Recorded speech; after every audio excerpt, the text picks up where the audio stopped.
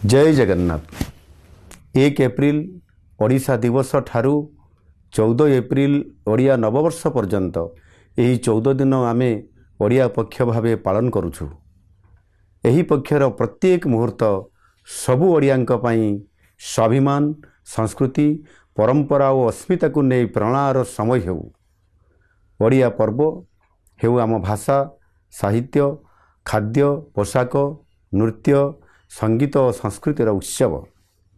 यही समय मध्यरे जो महापुरुष और महिषी मानक त्याग और बलिदान जो 1936 मसीह खंड विखंडित ओडिशार एकत्रीकरण संभव होइथिला, सही बिंधाणी मानकु आमे स्मरण करिबा और सम्मान देवा।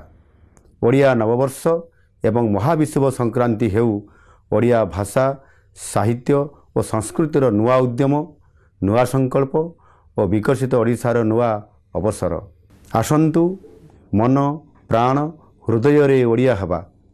ओडिया भाषा, साहित्य, खाद्य, पोशाक एवं संस्कृति को आम दैनंदिन जीवनर अंश करिबा एवं एक स्वाभिमानी ओडिशा गढ़िबा। आसंतु उत्साह सहित गाँ, सहर और प्रत्येक घरे 1 एप्रिल रु 14 एप्रिल जाए ओडिया पक्ष पालन करिबा।